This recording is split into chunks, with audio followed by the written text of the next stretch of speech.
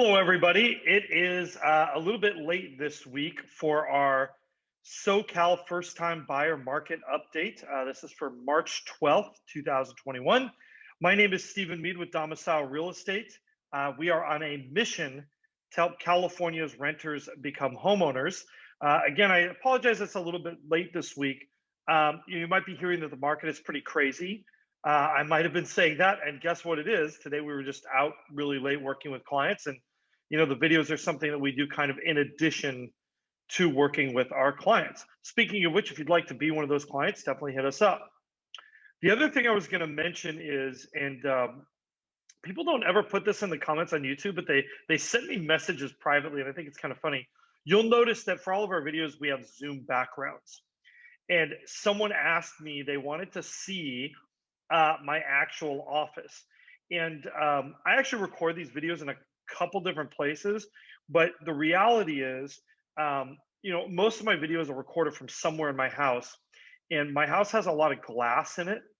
And what that means is that if you ever have glass and light behind you, it makes it really bad for Zoom.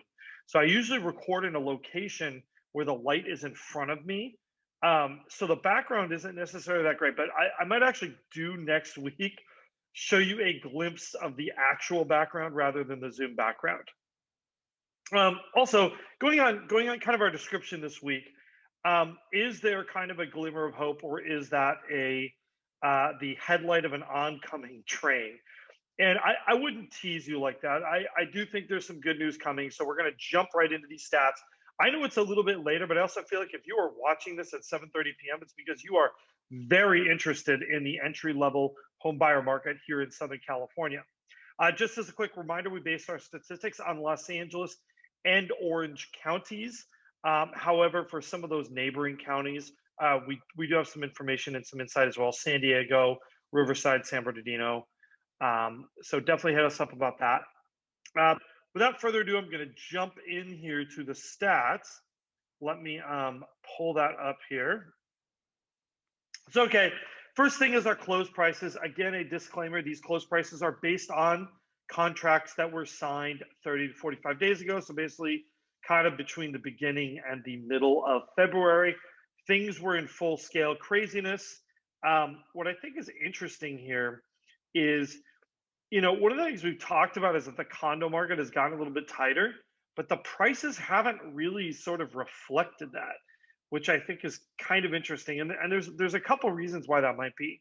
Number one is that the condo market might not move as a unit, meaning one-bedroom condos could be flat and three-bedroom townhouses with a yard, for example, the exact kind of property that somebody who was thinking of buying a single-family home but can no longer afford, that exact person, they may, in fact, that might be a much hotter market, right, as people abandon single-family homes. So that might be one of the reasons why we're not seeing a huge amount of price movement here. In fact, we actually see a decline in our entry-level condos, which are these two-bedroom, two-bath condos. So that condo market as a whole may actually move a little bit differently. If we look here under entry-level market, though, we see a pretty sizable jump. Just as a reminder, this is really only 10,000 kind of above our previous high, and it's we're roughly 35,000 above where we were towards the end of last year, which actually meant like October, late October, early November escrows. So we are seeing this trend line here, prices going up. They're moving kind of a solid march, but understand, prices don't move evenly, right? This is kind of the hallmark of our market, is that things don't move in straight lines. They kind of move in this jagged manner, and we have a trend line where we do reach this new high. So as you might imagine, that means where's total monthly payment going? We need to give a little bit more room in our graph here, but if you look, you'll kind of see that what's really happening here is we are moving towards that $4,000 mark. I think we're right around $3,900, which is definitely more than our 2019 pricing and kind of is setting a new high. The main driver for this, of course, is that interest rates have gone up and home prices are going up. If you add both of these things together, it's really clear to see why that's happening. Now, if we look down here in our condo market, we actually see things got a little bit better. Why? Because those prices didn't really move very much even in spite of interest rates. And what that means is that for that condo market, you're going to see these payments be flat and still below our 2018 levels. Now, as always, one of the things I like to do is to talk about the minimum amount of household income that is required, assuming you have no other debts. And this is buying 5% down with mortgage insurance. It's a very kind of a real scenario that we see from our first time home buyers. And one of the things that I really love here is the entry level condo income is still below $70,000 a year. So, meaning if you don't have a car payment or student loans or other debt, which probably may not be you, but know that that minimum amount of income required is still below 70,000. If we go back here to our entry level single family homes, we are squarely into the 90s with this statistic now. Definitely, you do need to be in that mid 90s household income with no other debts. Obviously, if you have debts, then you need some extra income to sort of counteract that. So, this pretty much is our view on the affordability, right? And the affordability news is, I'll be honest, I don't think the affordability news is great news, right?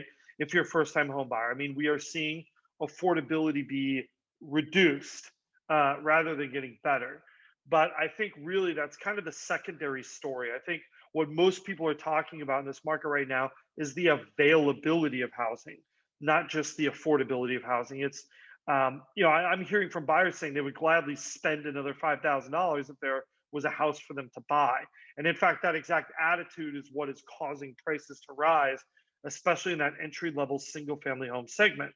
If we jump back in here and we start looking at our data on supply, though, I think that's where we have a little bit of news that really is better news. And the first thing here is our absorption rate, which is sort of how we reconcile supply and demand in our marketplace. Just as a summary, we've really looked at anything over 80% is a very competitive seller's market, but anything over 90% is a hyper competitive seller's market.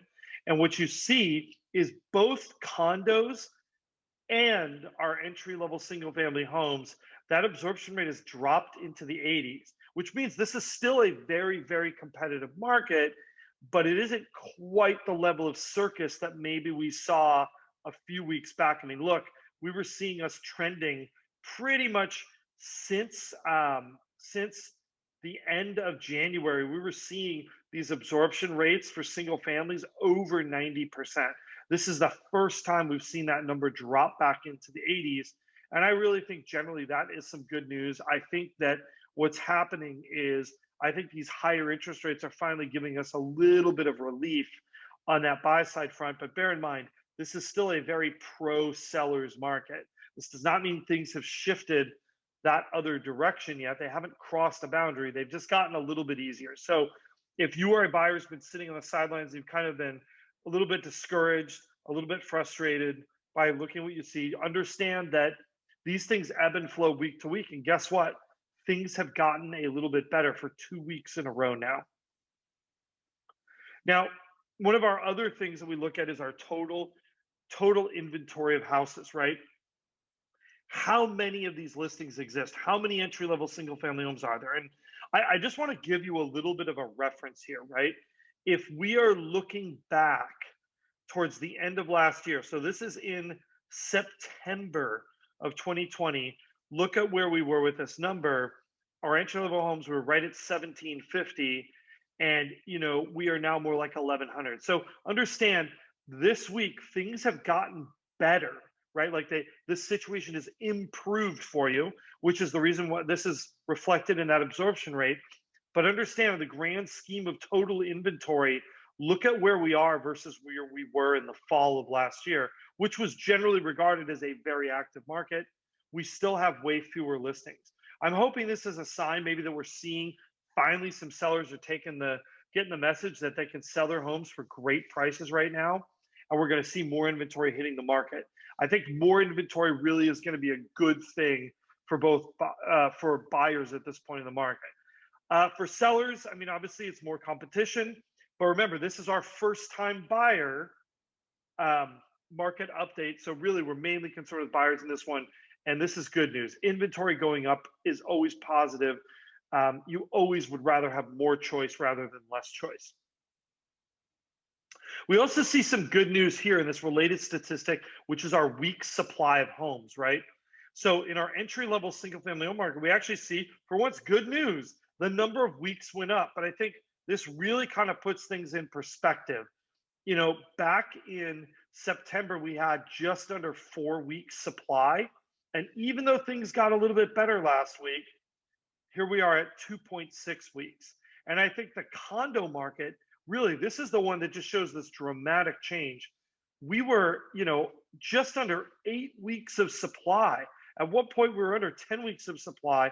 And even though too, we saw that statistic improve, we are still below 5 weeks, really. I mean, that's a pretty dramatic change in supply. And we see it's not going up quite as much as for those single family homes. Finally, we have kind of a chart that we've added this year, right? This is our 14-day still active percentage. And what this measures is, of the homes that came on the market in the last 14 days, how many are still available? And if you see here, these numbers have really stabilized out.